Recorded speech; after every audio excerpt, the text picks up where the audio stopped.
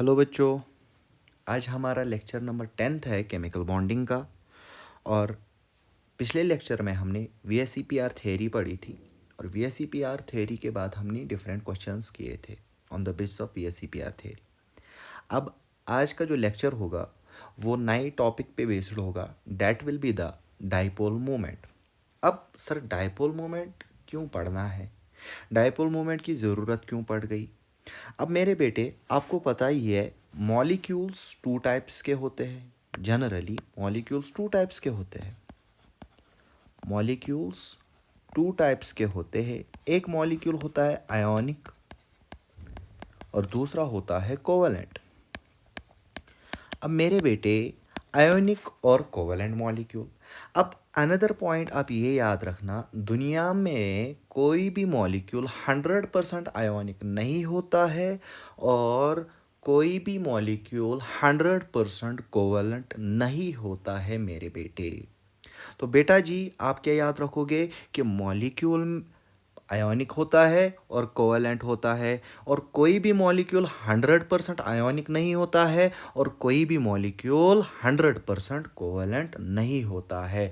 अब ये जो डाइपोल मोमेंट है, डाइपोल मोमेंट से हम क्या करते हैं? डाइपोल मोमेंट से हम आयोनिक कैरेक्टर का पता लगाते हैं इन कोवैलेंट बॉन्ड। तो अगर आपको कोई बोलेगा डाइपोल मोमेंट है क्या, डाइपोल मोमेंट से हम आयोनिक कैरेक्टर ढूंढते हैं किसमें? कोवैलेंट बॉन्ड में। तो क्या लिखेंगे? Dipole moment, dipole moment it is denoted by mu. क्या करता है? Gives ionic character, ionic character in किसमें? इन कोवैलेंट बॉन्ड। ठीक है ना मेरे बेटे? तो पहला पॉइंट क्या बोला था मैंने? दुनिया में कोई भी बॉन्ड 100% कोवैलेंट और 100% आयोनिक नहीं होता है। Experimentally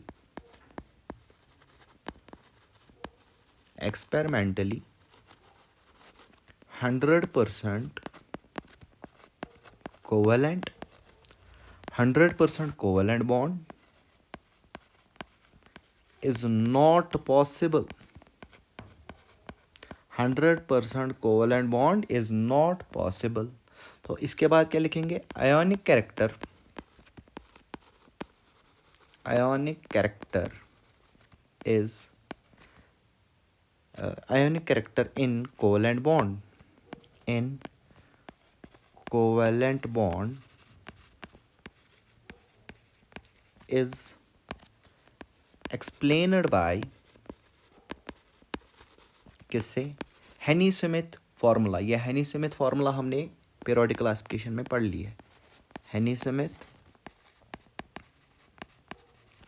formula and bond dipole moment, and bond dipole moment से हम इसको निकालते हैं।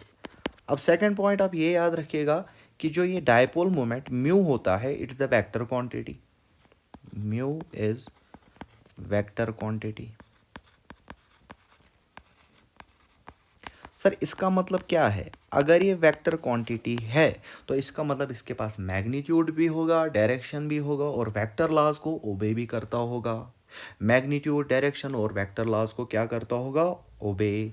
तो डैट मीन्स डायरेक्शन होगी। अब यहाँ पे खास ख्याल रखना है, डायरेक्शन कहाँ से कहाँ की ओर होगी।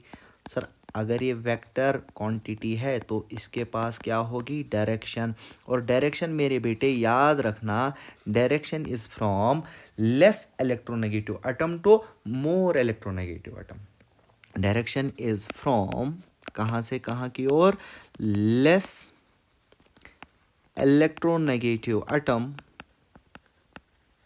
To more electronegative atom. Less electronegative atom से मोर इलेक्ट्रोनेगेटिव एटम की ओर इसकी डायरेक्शन होती है। तो direction of dipole movement is from less electronegative atom to more electronegative atom. And second point ये याद रखोगे, direction of dipole movement is from positive charge to negative charge.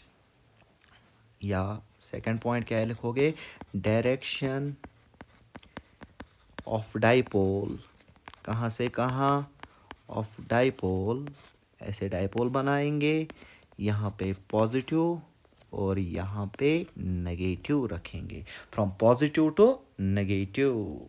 आया समझ?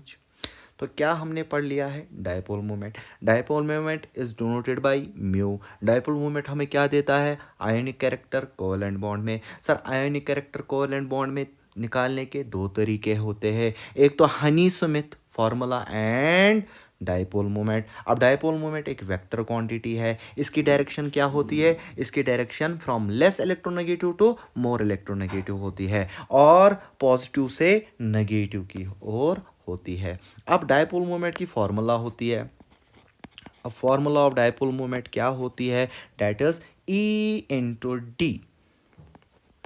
फॉर्मूला ऑफ डायपोल मोमेंट में mu लिखूंगा, वो किसके बराबर होता है, E इंटू डी, ठीक है ना। और इसका unit is ESU centimetre, ESU into centimetre. This is the formula of dipole moment.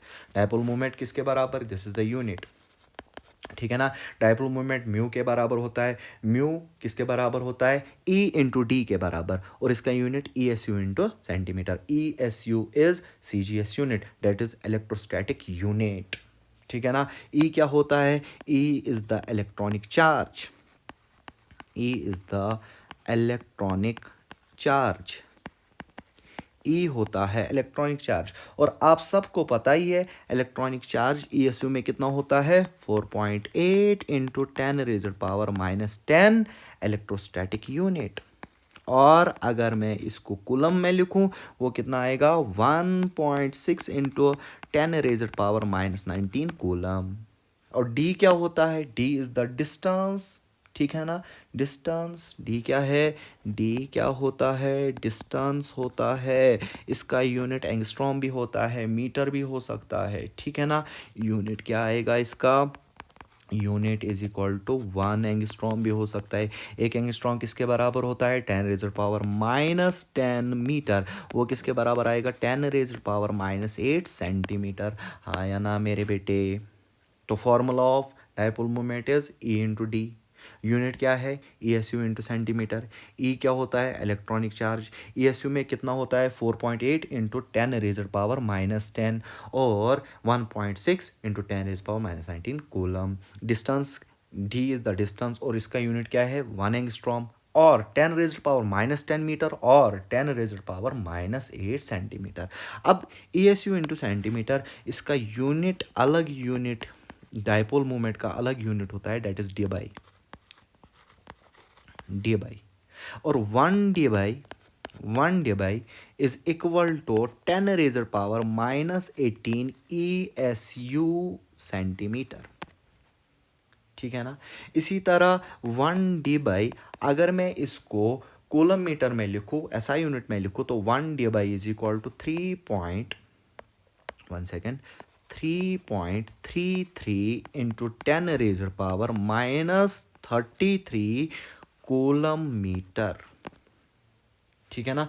ये इंपॉर्टेंट थिंग है, दिमाग में रखना है। तो 1 unit of dipole moment is D by. 1 D by किसके बराबर होता है, 10⁻⁻18 ESU इंटू सेंटीमीटर, और 1 debye is equal to 3.33 into 10⁻⁻33 coulomb metre. अब आपको पता ही है, molecules on the basis of atomicity there are two types of molecules. Molecule दो टाइप्स के होते हैं, मॉलिक्यूल टाइप्स ऐसे लिखेंगे, मॉलिक्यूल टाइप्स।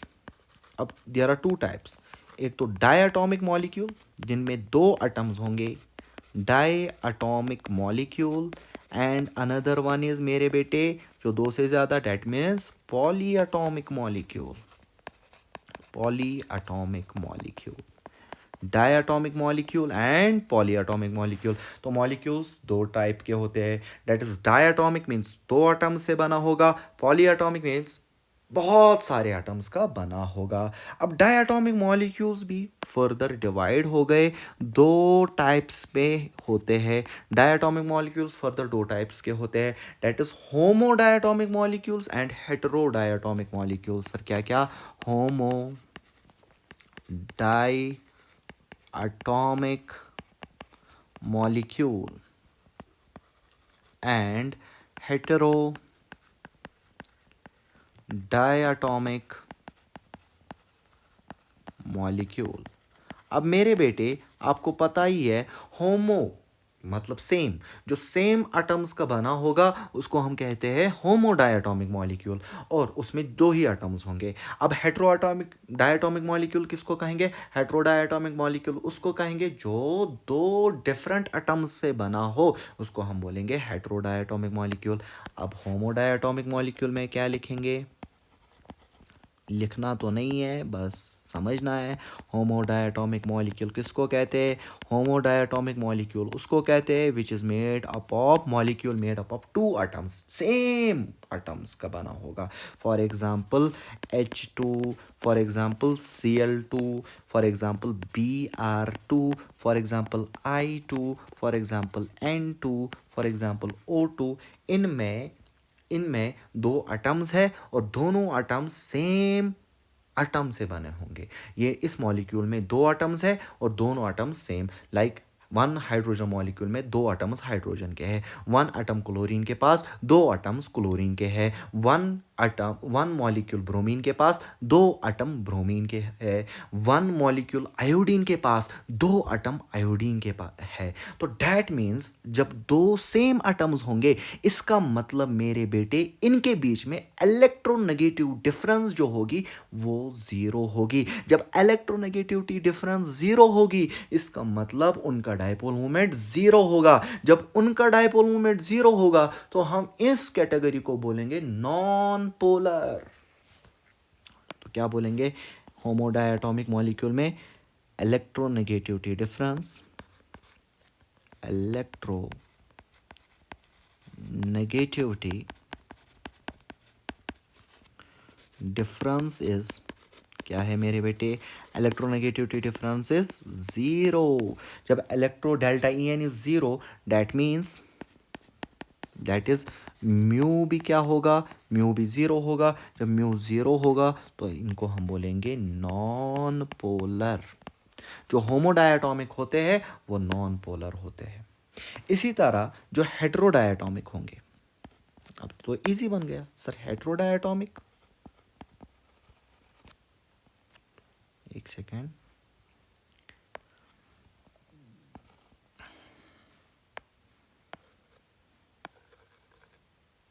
हेट्रोडायटॉमिक क्या होंगे मेरे बेटे? हेट्रोडायटॉमिक विल बी, हेट्रोडायटॉमिक जो होगा वो heterodiatomic molecule it is made up of different atoms. तो इनके बीच में कुछ इलेक्ट्रोनेगेटिविटी डिफरेंस होगी। जब उनके बीच में इलेक्ट्रोनेगेटिविटी डिफरेंस होगी तो डैट मीन्स म्यू जो होगा वो जीरो के बराबर नहीं होगा। म्यू जीरो के बराबर नहीं होगा तो that is dipole moment is not equal to zero, और इसका मतलब this is polar in nature. अब इसके बाद हेटेरो डाई एटॉमिक मॉलिक्यूल। अब हेट्रोडायटॉमिक मॉलिक्यूल क्या होता है? फॉर एग्जाम्पल CO होगा, NO होगा, HF होगा, HCl होगा, एट्सेट्रा। अब इसके बाद लिखेंगे delta EN, electronegativity difference is not equal to zero. इसका मतलब क्या है? Mu is not equal to zero. जब mu dipole moment is not equal to zero तो इसका मतलब मेरे बेटे these are polar moieties, polar molecule. ठीक है ना? अब इसके बाद पॉलीएटॉमिक मॉलिक्यूल्स।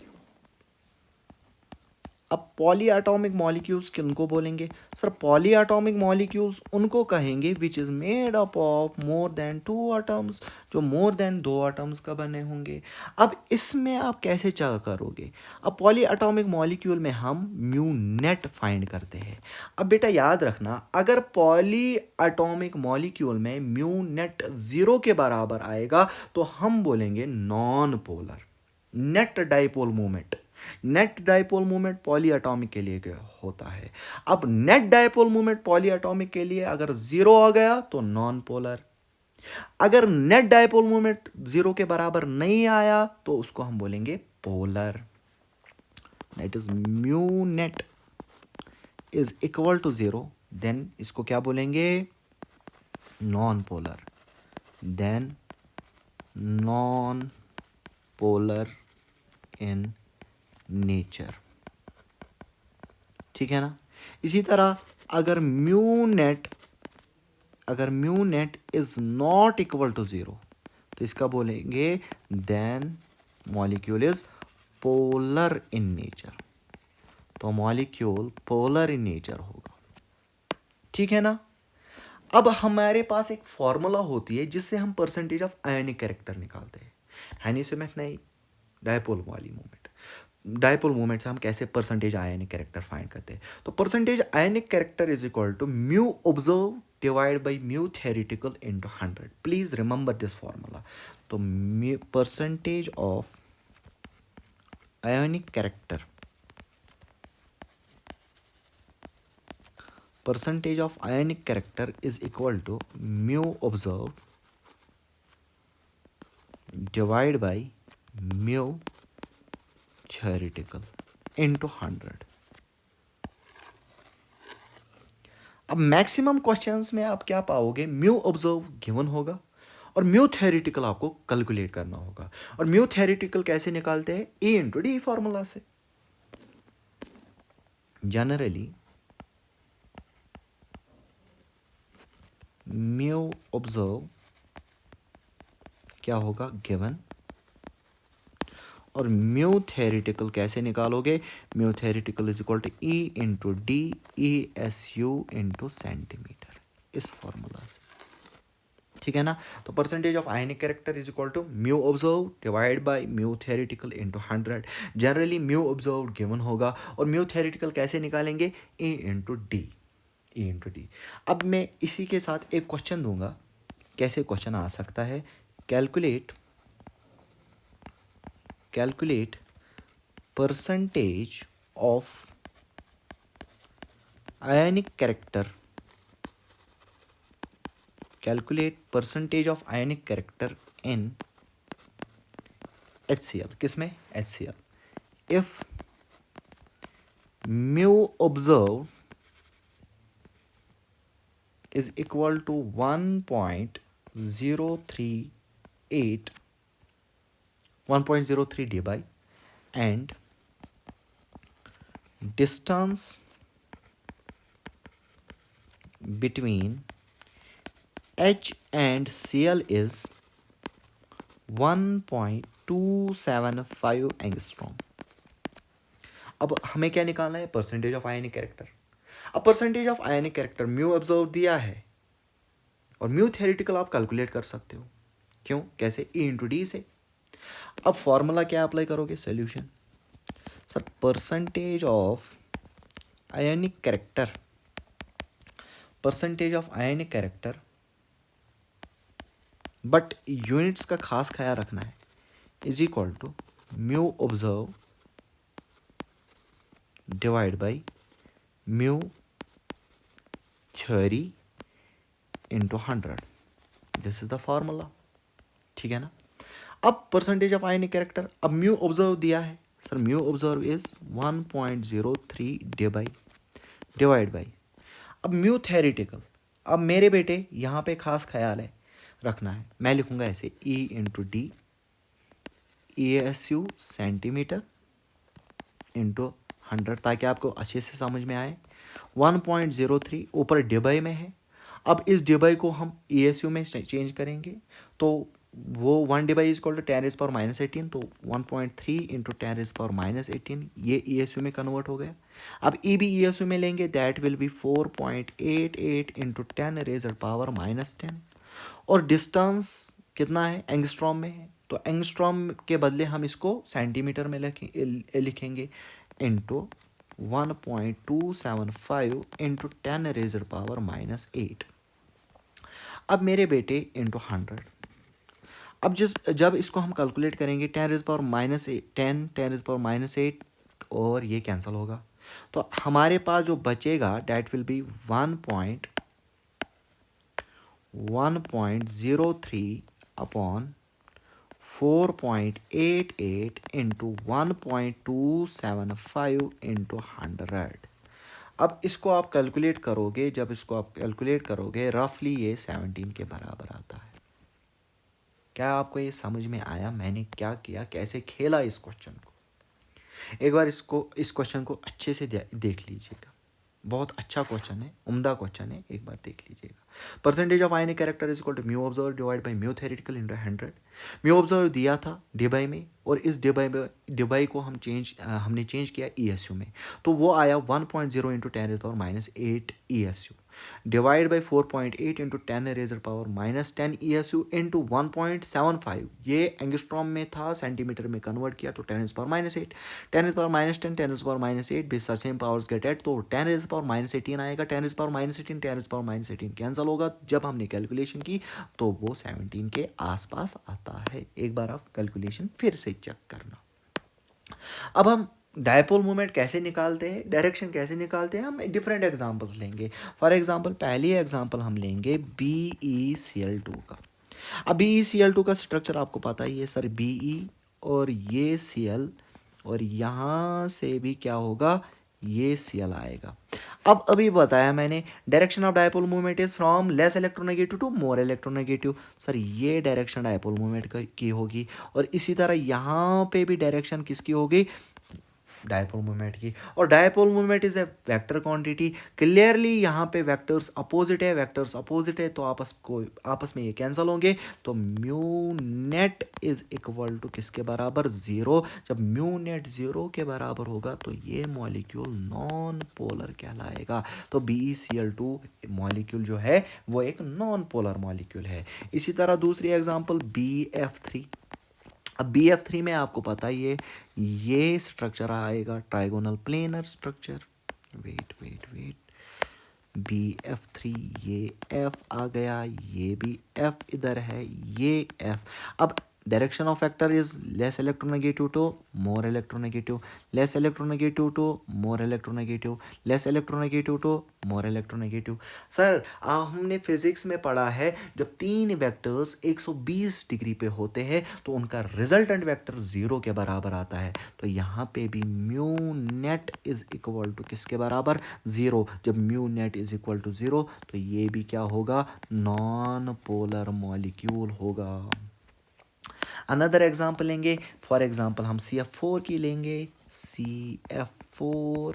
अब CF4 एक बार ट्राई कीजिए, होपफुली आपने किया होगा। Sir CF4, sir tetrahedral geometry, yes tetrahedral geometry मेरे बेटे, ये F और ये F होगा, दिस इज द CF4।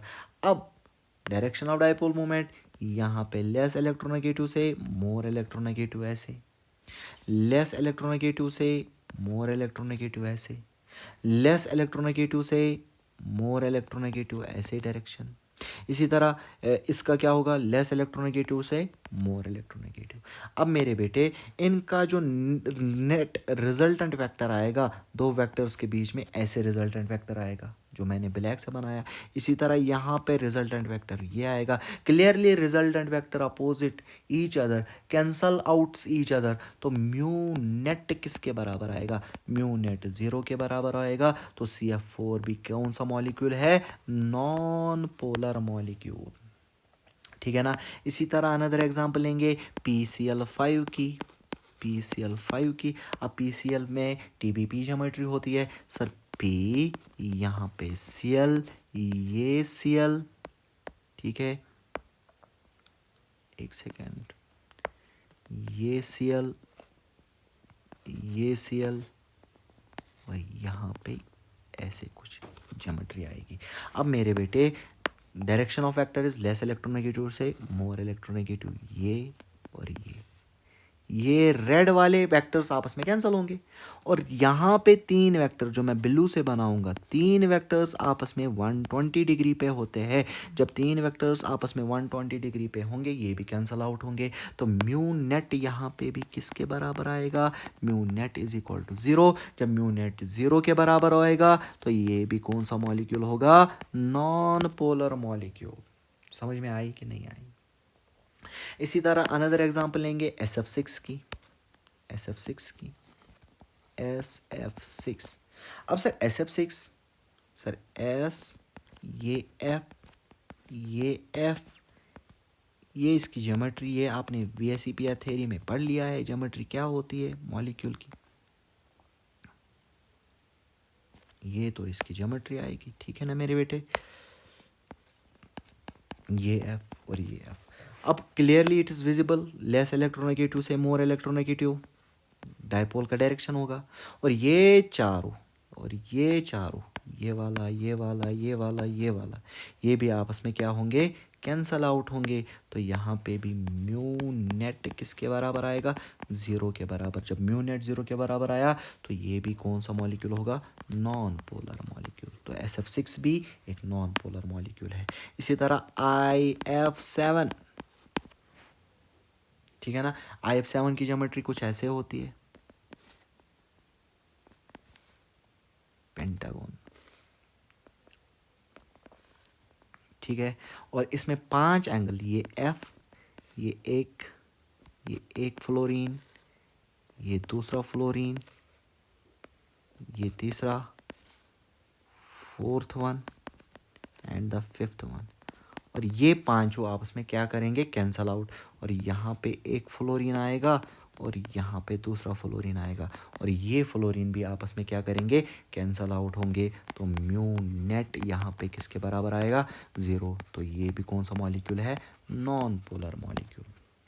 अब हम अनदर एग्जांपल लेंगे, for example SO2 sulphur dioxide, और आपको ज्योमेट्री पता ही है, S डबल बॉन्ड O और ऑक्सीजन सॉरी सल्फर पे लोन पेयर।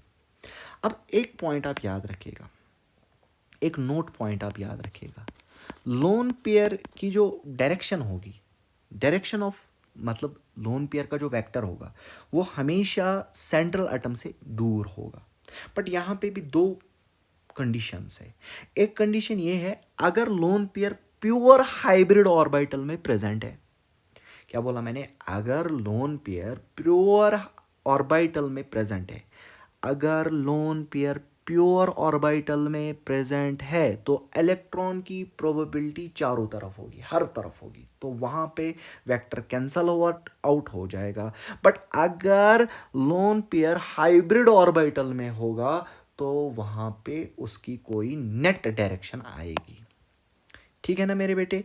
तो क्या लिखेंगे, नोट पॉइंट, फिर इस क्वेश्चन पे फिर से वापस आएंगे। Direction of lone pair, direction of loan pair is away from the, कहाँ से, away from the central atom. जो सेंट्रल एटम होगा, direction of the loan pair is away from the central atom. अब इसके बाद मैंने आपको 2 केसेस बताए। केस नंबर फर्स्ट क्या है, if lone pair present in pure orbital, अगर लोन पेयर प्रेजेंट होगा प्योर ऑर्बिटल में तो इसका मतलब इलेक्ट्रॉन प्रोबेबिलिटी हर तरफ, इलेक्ट्रॉन की प्रोबेबिलिटी क्या होगी, हर तरफ, तो वहाँ पे म्यू क्या आएगा, म्यू इज 0। ये पॉइंट याद रखिएगा। फॉर एग्जांपल मैंने ये S ऑर्बिटल, अब ये S ऑर्बिटल में लोन पेयर, तो अगर लोन पेयर है तो इलेक्ट्रॉन की प्रोबेबिलिटी हर तरफ होगी, तो दैट मीन्स यहाँ से भी वेक्टर की डायरेक्शन होगा, यहाँ से भी वेक्टर तो कैंसल, यहाँ से भी वेक्टर, यहाँ से भी वेक्टर तो कैंसिल करेंगे। इसी तरह अगर मैं P ऑर्बिटल में बनाऊँ, ये p ऑर्बिटल, ये प्योर p ऑर्बिटल है, यहाँ पे भी इलेक्ट्रॉन की टेंडेंसी क्या होगी, सॉरी प्रोबेबिलिटी क्या होगी, हर तरफ होगी। जब इलेक्ट्रॉन की प्रोबेबिलिटी हर तरफ होगी तो ये वेक्टर इस वेक्टर को कैंसल आउट करेगा, ये वेक्टर इस वेक्टर को कैंसल आउट करेगा, ये वेक्टर इस वेक्टर को क्या करेगा, कैंसल आउट करेगा। तो यहाँ पे भी म्यू 0 होगा, यहाँ पे भी म्यू 0 होगा। बट अगर किस में प्रेजेंट होगा, but if lone pair is present in, but if lone pair is present in hybrid orbital, अगर लोन पेयर प्रेजेंट होगा हाइब्रिड ऑर्बिटल में तो उसका नेट डायरेक्शन होता है। Then direction of dipole moment, then direction of dipole moment is away from, कहाँ से, is away from the central atom, it is away from the central atom। और आपको पता ही है, for example this is the hybrid orbital, ये hybrid orbital होता है, यहाँ पे इलेक्ट्रॉन डेंसिटी इस वाले लोब में होती है, बड़े लोब में होती है, तो इसका नेट डायरेक्शन यहाँ होगा। अब डाउट आपके दिमाग में आएगा, सर डाउट क्या आएगा, सर हमें कैसे पता चलेगा कि लोन पेयर प्योर ऑर्बिटल में है या लोन पेयर हाइब्रिड ऑर्बिटल में है।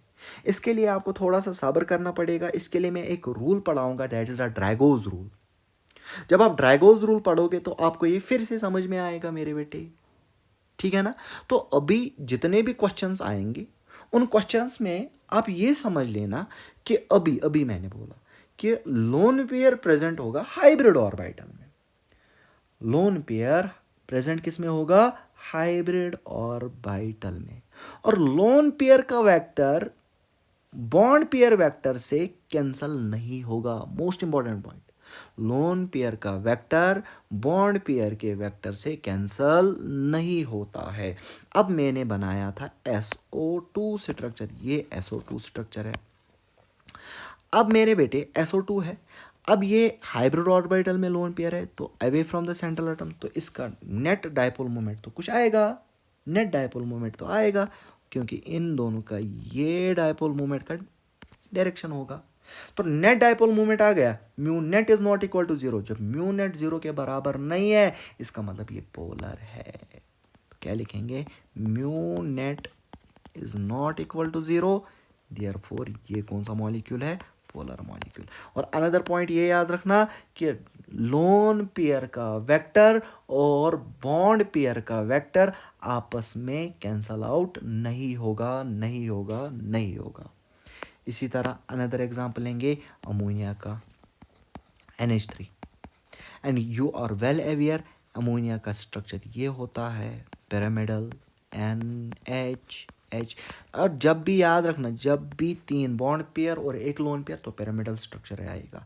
अब लोन पेयर का डायपोल मोमेंट का direction less electronegative to more electronegative, less electronegative to more electronegative, गलत बनाया, तो इसका डायरेक्शन ये आएगा लेस टू मोर।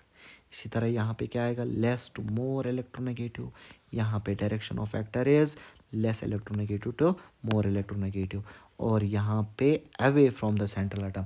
क्लियरली यहाँ पे वेक्टर्स ऐड हो रहे हैं, जब वेक्टर्स ऐड होंगे तो डैट मीन्स म्यू नेट, यहाँ पे मैथमेटिकली आपको सोचना पड़ेगा, mu net is not equal to 0, तो ये कौन सा मॉलिक्यूल होगा, पोलर मॉलिक्यूल। समझ में आई बात। इसी तरह अगर मैं आपको बोलूँगा H2O में निकालो, तो आप क्या करोगे, for example H2O dihydrogen monoxide. अब ऑक्सीजन बैंड शेप होती है ना, OH, यहाँ पे ये लोन पेयर, यहाँ पे ये लोन पेयर, और नेट डायरेक्शन कहाँ से होगी, less electronegative to more electronegative, ये डायपोल की डायरेक्शन होगी, यहाँ पर ये डायपोल की डायरेक्शन होगी लेस टू मोर, और ये away from the central atom, clearly यहाँ पे भी mu net is not equal to 0। जब mu net is not equal to 0 तो दैट मीन्स ये मॉलिक्यूल भी कौन सा मॉलिक्यूल होगा, पोलर मॉलिक्यूल होगा। इसी तरह अनदर एग्जांपल लेंगे SF4 की। SF4 में ये S, ये F, 4 एफ है यहाँ पे और एक लोन पेयर रहेगा, सीसा शेप होगी। अब मैंने आपको क्या बोला था, ये वेक्टर और ये वेक्टर आपस में तो कैंसिल आउट होंगे, बट ये वेक्टर और ये वेक्टर और लोन पेयर का वेक्टर। अब बेटा अब ये नहीं सोचना कि यहाँ पे तो वेक्टर्स 120 पे है, मैंने अभी बताया लोन पेयर का वेक्टर और बॉन्ड पेयर का वेक्टर आपस में कैंसिल आउट नहीं होते हैं। तो म्यू नेट यहाँ पे क्या आएगा, इज नॉट इक्वल टू 0। जब mu net is not equal to 0 तो that means this is polar molecule. इसी तरह और एक एग्जांपल लेंगे, फॉर एग्जांपल ClF3 देखो, ये Cl, ये F, ये F और ये F, बैंड टी शेप आती है ना ClF3। इस साल का है तो नीट का क्वेश्चन था ये। यहाँ पे डायरेक्शन ये होगी, यहाँ पे डायरेक्शन ये होगी, आपस में तो ये कैंसल आउट करेंगे। देखो बट यहाँ पे इसकी डायरेक्शन ये है और इन दोनों की डायरेक्शन ये है, आल्दो कि 120 पे है, बट ये कैंसल आउट नहीं होंगे। जब कैंसल आउट नहीं होंगे तो mu net is not equal to 0, तो इसका मतलब ये मॉलिक्यूल क्या है, पोलर मॉलिक्यूल। इसी तरह XeF2 ये अच्छा क्वेश्चन है, mark it star point XeF2। ये it may be future NEET question XeF2 और फ्यूचर JEE क्वेश्चन XeF2। अब XeF2 है, अब मेरे बेटे क्या करोगे, Xe ऐसे बनाओगे क्योंकि लीनियर शेप आएगी, F ऐसे, लोन पेयर उधर रखना है जहाँ पे मिनिमम रिपल्शन हो, तो क्या करोगे, नेट डायरेक्शन ऐसे आएगी, नेट डायरेक्शन ऐसे आएगी, तो ये दोनों ब्लू वेक्टर्स आपस में कैंसल आउट होंगे और यहाँ पे away from the central atom होगा। और तीनों लोन पेयर वेक्टर्स है, जब तीनों लोन पेयर वेक्टर्स है और 120 पे है तो सारे कैंसल आउट होंगे। तो क्या लिखोगे, mu net, very good, mu net is equal to 0। जब म्यू नेट 0 के बराबर होगा तो XeF2 क्या होगा, नॉन पोलर मॉलिक्यूल होगा। Please remember this. इसी तरह IF5, एग्जाम्पल ऑफ IF5, किया मत ये क्वेश्चन, नो।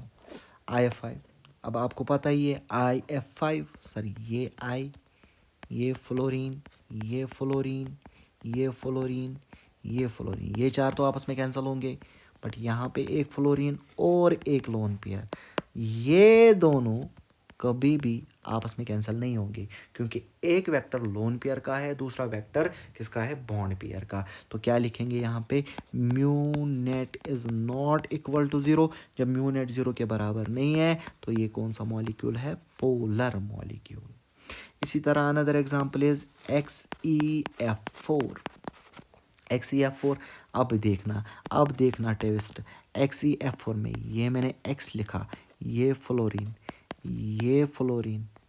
ठीक है ना, ये फ्लोरीन स्क्वायर प्लेनर, ये फ्लोरीन, ये यहाँ पे लोन पेयर, ये यहाँ पे लोन पेयर। अब देखो फ्लोरीन जितने भी है ये आपस में इसको कैंसल आउट करेंगे, ये आपस में कैंसल आउट होंगे, हाँ या ना, यस सर। और लोन पेयर का वेक्टर और लोन पेयर का vector away from the central atom, ये भी आपस में क्या होंगे, कैंसल आउट होंगे। जब ये भी आपस में कैंसल आउट होंगे तो आप क्या लिखोगे, XeF4 क्या है, XeF4 एक नॉन पोलर मॉलिक्यूल है, तो लिखेंगे mu net is equal to 0, तो डैट मीन्स नॉन पोलर। इसी तरह XeF नेगेटिव अगर हम बात करेंगे, XeF5 नेगेटिव, अगर XeF5 नेगेटिव है तो Xe है, वो बहुत इजी है, इसकी मैं ज्योमेट्री बनाता हूँ, ये ऐसे और ये Xe, ये फ्लोरीन, ये फ्लोरीन, ये फ्लोरीन, ये फ्लोरीन और ये फ्लोरीन, ये आपस में पांचों वेक्टर्स आपस को कैंसल आउट करेंगे और यहाँ पे एक लोन पेयर, ये दूसरा लोन पेयर, ये भी आपस में 180 पे है तो ये भी कैंसल आउट होंगे। तो क्या लिखेंगे, XeF5 mu net is equal to 0, तो क्या लिखेंगे, नॉन पोलर मॉलिक्यूल। अब एक क्वेश्चन जिसमें आप फंस सकते हो XeF6 के बारे में। XeF6 में देखो, XeF6 में आपको पता ही है इसकी ज्योमेट्री जो होती है दैट इज डिस्टॉर्टेड ऑक्टाहाइड्रल। ये XeF6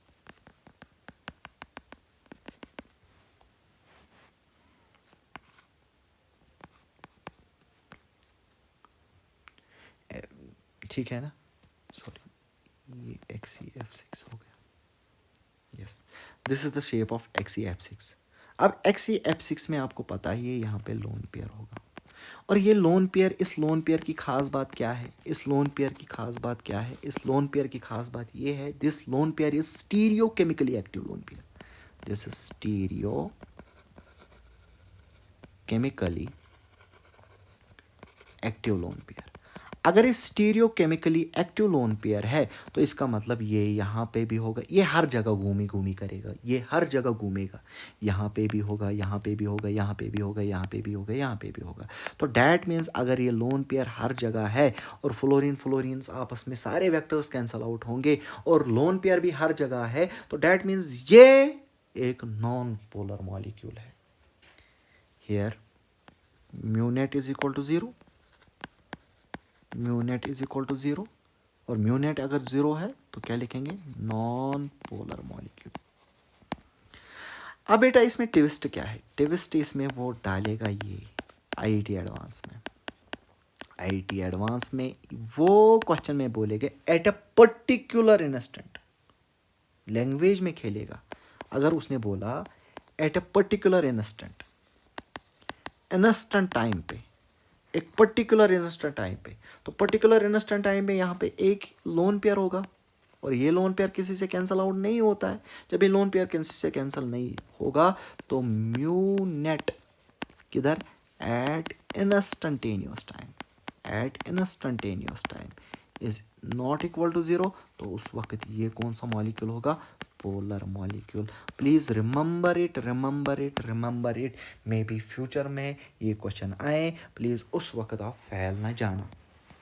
तो XeF6 अगर जनरली बोलेगा XeF6 तो आप क्या बोलोगे, mu net is equal to 0, mu net 0 के बराबर है तो नॉन पोलर है। बट अगर पर्टिकुलर इंस्टेंट पे बोलेगा तो पर्टिकुलर इंस्टेंट पे आप क्या बोलोगे कि ये एक कौन सा मॉलिक्यूल है, पोलर मॉलिक्यूल है। अब मैं थोड़ा सा रिकैप करवाता हूँ। रिकैप में लगभग जितने भी मॉलिक्यूल्स जो मैंने आज तक पढ़े हैं या सॉल्व किए हैं, जितने भी मुझे याद आ रहे हैं वो मैं एक जगह लिखूँगा। आपको मैं बिल्कुल नहीं बोलूँगा आप रटोगे, बट एक बार होना चाहिए लिख के। फॉर एग्ज़ाम्पल BeCl2 है, BeCl2, CO2 है, HgCl2 है, इनमें म्यू इज इक्वल टू 0, तो क्या लिखेंगे, नॉन पोलर। तो क्या याद रखोगे, BeCl2, CO2, HgCl2 म्यू 0 के बराबर होता है, नॉन पोलर। इसी तरह BF3, SO3, NO3 नेगेटिव है, यहाँ पे भी म्यू, एक बार फिर से चेक कर लेना। अब जितना मुझे रिकैप हो रहा है उतना मैं बोल रहा हूँ। BF3, SO3, NO3 negative, mu 0 के बराबर होता है, तो ये भी क्या होता है, नॉन पोलर। इसी तरह अगर SO2 की बात करेंगे, अभी हमने ये ऊपर किया था SO2, म्यू नेट 0 के बराबर नहीं आया था, mu net is not equal to 0, तो क्या लिखेंगे, पोलर लिखेंगे। इसी तरह NH4 पॉजिटिव, कामा CF4 है, XeO4 है, CCl4 है, और PH4 भी लिख सकते हैं, PH4 पॉजिटिव। तो यहाँ पे म्यू 0 के बराबर आता है, तो म्यू 0 के बराबर है तो नॉन पोलर आएंगे। इसी तरह आप लिख सकते हो अमोनिया NH3 लिख सकते हो, वाटर लिख सकते हो, वाटर लिख सकते हैं, यस, हाइड्रोनियम आयन भी आएगा, H3O पॉजिटिव। तो यहाँ पे भी क्या लिखोगे, mu net is not equal to 0, तो ये क्या होते हैं, पोलर होते हैं। इसी तरह आप लिख सकते हो H2O लिख सकते हो, NH2 माइनस लिख सकते हो, और I3 प्लस, हाँ I3+ भी होता है। म्यू नेट किसके बराबर आएगा? Mu net is not equal to 0, तो इसका मतलब ये भी क्या होंगे? पोलर होंगे। इसी तरह PCl5 अभी हमने ये ऊपर ही किया था, यहाँ पे म्यू नेट 0 के बराबर आया था, तो म्यू नेट 0 के बराबर आया था तो नॉन पोलर लिखोगे। इसी तरह SF4 में ऊपर आया था म्यू नेट 0 के बराबर नहीं, mu net is not equal to 0, तो पोलर। इसी तरह ClF3 में भी आपने क्या किया था? Mu net is not equal to 0, जब म्यू नेट 0 के बराबर नहीं है तो ये भी क्या आएगा? पोलर। फिर भी आप एक बार इनको चेक कर लेना। इसी तरह XeF2 ICl2 minus I3 minus, ये mu net is not equal to 0, तो पोलर आएगा। इसी तरह SF6 में ऊपर ही किया था, म्यू 0 के बराबर आया था, तो वो पोलर मॉलिक्यूल नहीं है, नॉन पोलर है। इसी तरह IF5BrF5 इसमें भी mu net is not equal to 0, तो डैट मीन्स ये भी मॉलिक्यूल कौन सा मॉलिक्यूल होगा? पोलर मॉलिक्यूल होगा। इसी तरह XeF4 की बात करेंगे, ऊपर किया, म्यू नेट 0 के बराबर आता है, नॉन पोलर आएगा मॉलिक्यूल, ठीक है ना। इसी तरह IF5 या IF7 की बात करेंगे तो म्यू इज़ इक्वल टू 0, ये भी नॉन पोलर आएगा। XeF6 भी ऊपर किया था, maybe XeF6 mu is equal to 0, ये भी नॉन पोलर आएगा। इसी तरह XeF5 नेगेटिव, यहाँ पे भी म्यू इज़ इक्वल टू 0, ये भी नॉन पोलर आएगा। Please take the screenshot. आप स्क्रीनशॉट भी ले सकते हो कि यहाँ से क्वेश्चन आएगा तो यहीं से तो क्वेश्चन आएगा, और कहाँ से पूछेगा? सिलेबस तो कन्फाइंड है ना, कितना ही सिलेबस है, ठीक है ना। आइए समझ। अब इसी तरह अगर हम बेंजीन की बात करेंगे, बेंजीन पोलर है या नॉन पोलर है? अब सर बेंजीन की फॉर्मूला क्या होती है? C6H6। इसका स्ट्रक्चर ये होगा, ऑल कार्बन्स और sp2। ऑल कार्बन क्या होंगे? sp2। जब सारे कार्बन sp2 है तो हर जगह वेक्टर कैंसिल होगा, जब हर जगह वेक्टर कैंसिल होगा तो mu net is equal to किसके बराबर? 0 के बराबर। जब म्यू नेट 0 के बराबर होगा तो पोलर होगा या नॉन पोलर होगा? अब मुझे बताइए सर, ये नॉन पोलर होगा। अब एक अच्छा सा क्वेश्चन मेरे दिमाग में आ रहा है, that is benzene substituted benzenes. For example मैं लिखूँगा, एक हाइड्रोजन हटाऊँगा, उसके बदले कोई एटम लगाऊँगा। मैंने लिखा Cl, ऐसे यहाँ पे Cl रखा, दूसरे में ये Cl, बेंजीन सेम है बट इधर रखा, तीसरे में Cl इधर और इधर रखा। अब इस पोजीशन को देखना मेरे बेटे, ये बेंजीन है, इस वाली लाल परी इस वाले पोजीशन को इप्सो पोजीशन कहते हैं, इप्सो पोजीशन। और इस इप्सो पोजीशन के रेस्पेक्ट में ओम प्रकाश होता है, ओम प्रकाश, दिस इज ओम प्रकाश। अब ओम प्रकाश मतलब ये ऑर्थो पोजीशन हो गई, ये मेटा पोजीशन हो गई, और ये कौन सी पोजीशन होगी? Para position. ओम प्रकाश याद रखना। इप्सो के रेस्पेक्ट में ortho meta para, OMP, ortho meta para, ठीक है ना। एक बार मुझे ये रब करने दो, एक सेकंड। अब देखो, अब यहाँ पे दो क्लोरीन है, और दोनों क्लोरीन का एंगल जो है, वो एंगल थीटा जो है वो 60 डिग्री पे होता है यहाँ पे। अब ये धीरे धीरे आपको समझ में आएगा जब हम ऑर्गेनिक की तरफ जाएंगे, एंगल्स कैसे आते हैं। इसके और इसके बीच में जो एंगल है वो 120 डिग्री है, और इसी तरह इसके और इसके बीच में जो एंगल है वो 180 डिग्री है, 180 डिग्री है। अब इसका नाम क्या पड़ेगा, डाइक्लोरो, बट ऑर्थो पोजीशन पे है ना, ये ऑर्थो, ये मेटा, ये पैरा, तो क्या बोलेंगे, ortho dichlorobenzene, ortho dichloro benzene. Organic में सारा कुछ पढ़ाएंगे। ऑर्थो डाइक्लोरोबेंजीन, इसका नाम क्या पड़ेगा, मेटा डाइक्लोरो बेंजीन, और इसका नाम para dichloro benzene. Ortho dichlorobenzene, meta dichlorobenzene and para dichlorobenzene. अब सर बताने का मकसद क्या था, आपने फिजिक्स में वेक्टर, नेट वेक्टर की फॉर्मूला पढ़ी होगी, that is mu R. Mu R is equal to under root of mu one square plus mu two square plus mu one mu two cos theta. पढ़ा है या नहीं पढ़ा है? रिजल्टेंट वेक्टर कैसे निकालते हैं, under root of A square plus B square plus A into B cos theta, ये फॉर्मूला हम पढ़ते हैं फिजिक्स में।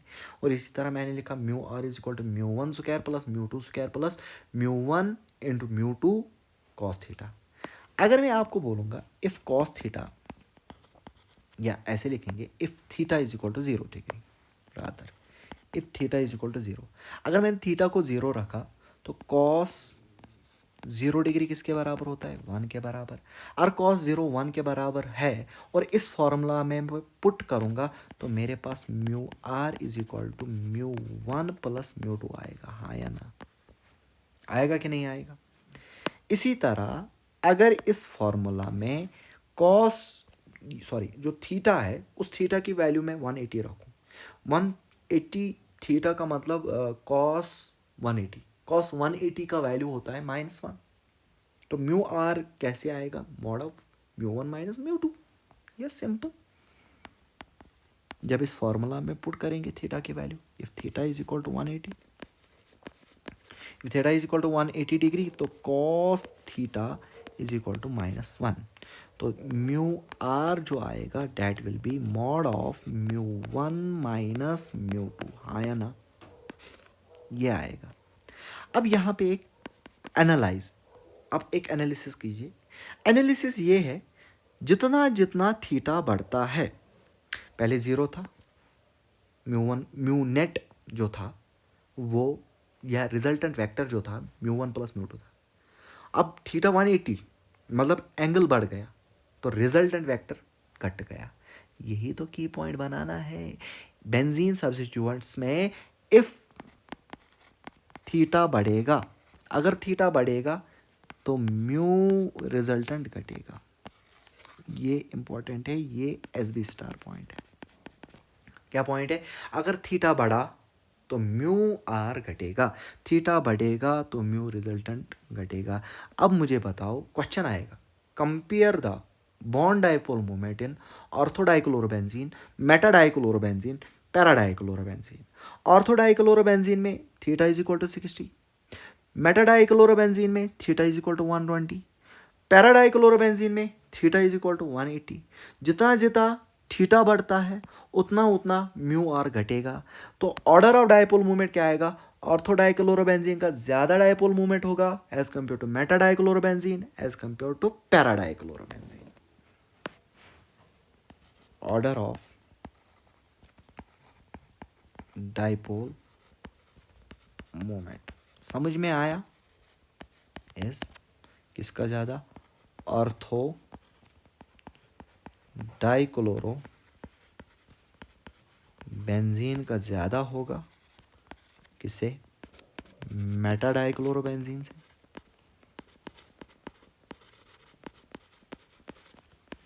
ऑर्थोडाइक्लोरोबेंजीन का ज़्यादा होगा मेटाडाइक्लोरोबेंजीन से, और मेटाडाइक्लोरोबेंजीन का ज़्यादा होगा किससे, पैराडाइक्लोरोबेंजीन से, पैराडाइक्लोरोबेंजीन।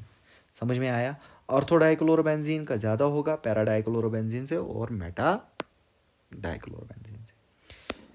अब एक पॉइंट आप याद रखना, डायरेक्ट क्वेश्चन आएगा, direct prediction in future NEET और जेईई एग्जाम, लर्न इट। और कैसे आता है आपको ये आगे समझ में आता है, फिलहाल आप याद रखिए। ऑर्डर ऑफ डाइपोल मोमेंट, ये आप याद रखिएगा। क्या CH3Cl का ज़्यादा होता है CH3F से, और उसका ज़्यादा होता है CH3Br से, और इसका ज़्यादा होता है CH3I से। Please remember it. पहला ऑर्डर जो रट्टा करना है, रटो, जब रटोगे तभी मार्क्स पाओगे इनऑर्गेनिक में। यहाँ पे CH3Cl का ज़्यादा होता है CH3F से। ऑल्दो कि इसकी एक्सप्लेनेशन भी दे सकता हूँ कैसे है, तो आगे आगे लेक्चर्स में आपको मज़ा आएगा। अभी तो केमिकल बॉन्डिंग बहुत चलेगी, क्योंकि ये केमिकल बॉन्डिंग एक चैप्टर नहीं होता है। Chemical bonding strong, inorganic strong, simple. CH3Cl का ज़्यादा होता है CH3F से, CH3Br से, और CH3I से।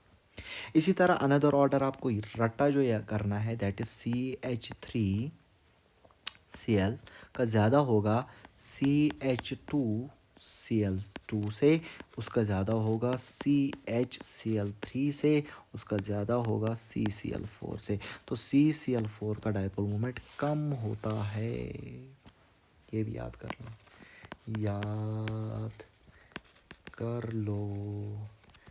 फ्यूचर में आएगा, फ्यूचर में आएगा, फ्यूचर में आएगा, फिर ना कहना।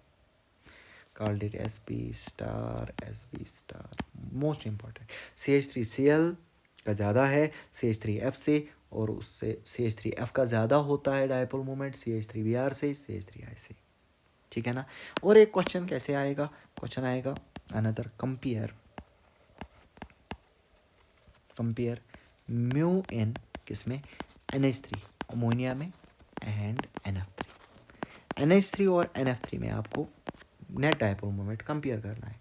सर ये कौन सी बड़ी बात है, ये N, ये H, ये H और ये H, ये इसका लोन पेयर, ये NH3 का स्ट्रक्चर आएगा, इसका डायरेक्शन, डायपोल का डायरेक्शन यूँ आएगा, डायपोल का डायरेक्शन यूँ आएगा, और away from the central atom. और NF3 का भी ऐसे ही बनाओगे, F और F, और ऐसे इसका डायरेक्शन लेस इलेक्ट्रोनेगेटिव से मोर इलेक्ट्रोनेगेटिव की ओर, less electronegative to more electronegative.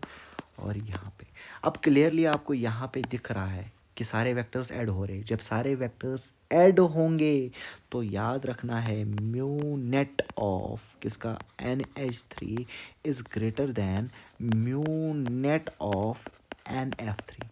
यहाँ तक तो नीट में जाएगा और जेईई मेन में जाएगा। अब जेईई एडवांस वाला कैसे खेल सकता है यार, ऑल्दो कि आपको पता ही है लेवल कहाँ जा रही है। अब वो क्या बोलेगा, बॉन्ड डायपोल मोमेंट, ये तो नेट डायपोल मोमेंट था, नेट डायपोल मोमेंट था। क्वेश्चन आएगा compare the bond dipole moment of NH3 and NF3। तो वहाँ क्या करोगे, जब भी बॉन्ड डायपोल मोमेंट क्वेश्चन में आएगा तो एक पॉइंट हमेशा दिमाग में याद रखना कि बॉन्ड डायपोल मोमेंट हमेशा निकलता है इलेक्ट्रोनेगेटिविटी डिफरेंस से। बॉन्ड डायपोल मोमेंट हमेशा कैसे निकलेगा, कैसे देखेंगे, इलेक्ट्रोनेगेटिविटी के डिफरेंस से। तो नोट पॉइंट एक लिखेंगे, नोट पॉइंट क्या लिखेंगे, नोट पॉइंट इंपॉर्टेंट पॉइंट है, bond dipole moment is decided by only किसे, electronegativity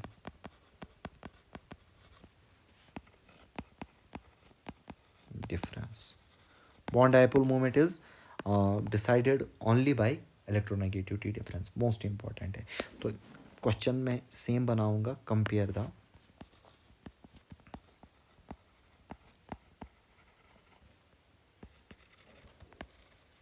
bond dipole moment in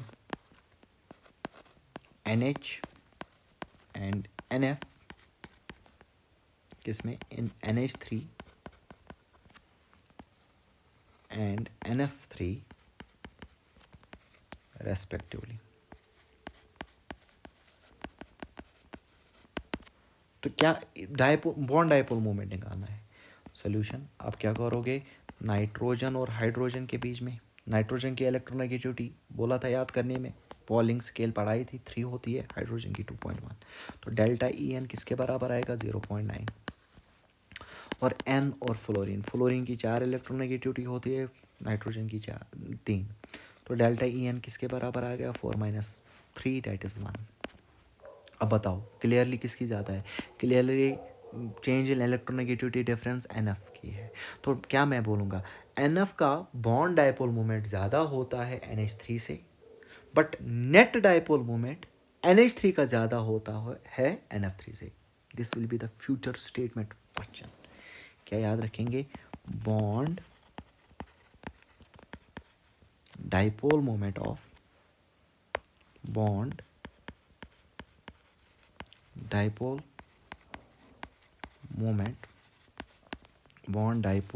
moment of NF3 is greater than NH3, while as net dipole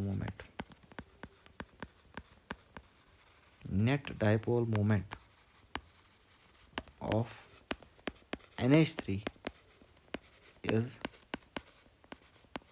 greater than NF3. Thank you. Have a nice